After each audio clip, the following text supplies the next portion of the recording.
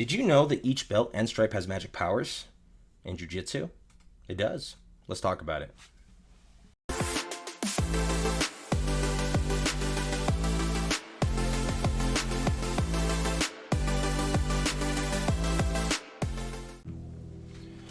Okay, I've been saying this for a long time. First off, kind of a taboo, but if you have a belt, you're not supposed to wash it.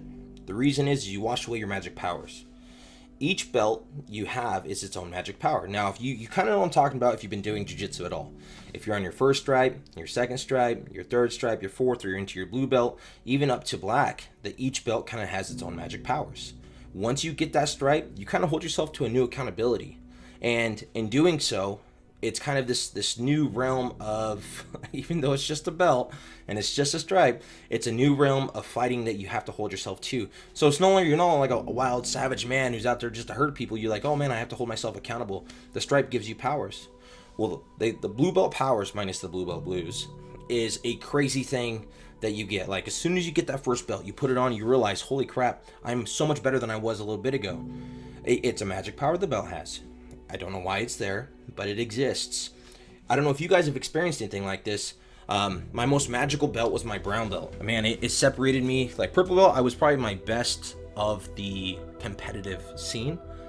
But when I got my brown belt, I leveled up. I knew I had to hold myself to a different accountability, and I was a guy who trained 7 days a week, drilled stuff till I was blue in the face, did my research on everything. I traveled and trained. I competed all over the place. But as soon as I put that brown belt on, boom, I was a brand new person. It was the magic powers, and I'm telling you, they exist. Now, you'd never want to wash your powers away. That's bad.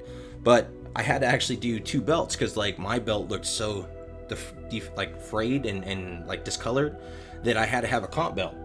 And my sponsors, that they gave me at the time was Kings, and I had a comp belt. I had a belt that I took pictures in, and then I had my regular everyday belt. One time I was at a competition. I was at Nationals. It was the IBJJF Nationals. I ended up winning it, and then I won. I took second in the absolute bracket, losing to a guy named Matthew. I forget his last name now, but him and his brother, they're all over the IBJJF world, and they're really good. But the guy took my stripe off. The ref, like when they were doing your belt check, like, oh, your stripe, and he ripped my stripe off, threw it on the ground. I almost lost my cool. I don't know why that stripe means so much to me, but my professor gave it to me, and it did. So I picked it up, put it back on, told him not to touch my belt. That was not okay. And then I went and took it out on the person I was competing against, who's actually a really nice guy. The next guy I went and fought. But I mean, there's just something special about your belt. I know some people like to get bougie belts, and that's okay. They'll get one from your professor, and that one you keep. Okay, but it's okay to go and buy like a high-end belt, or maybe there's a company you like a little bit more, and you wear that. But that is what you want to do as soon as possible. You don't want to start breaking in a belt, take it off, put on a new belt. You don't want to look fresh and new twice.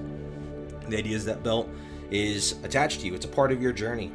And a lot of people, what's crazy is people think that when they get a stripe, or they get a belt, or they get whatever the professor gave them, they don't deserve it. That's the craziest thing I've ever heard.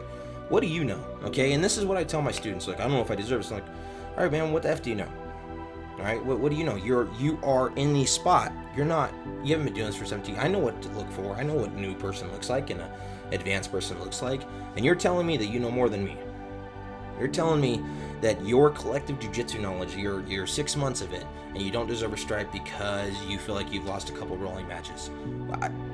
That's preposterous. We're not even trying to compare like you versus another person. I'm looking at your personal growth. That's what the stripes represent, and that's what the belt represents, your personal growth. Now, each one you should hold yourself to a different accountability, but I don't know. For me, that's one of the craziest things I can hear is when people think they don't deserve a belt.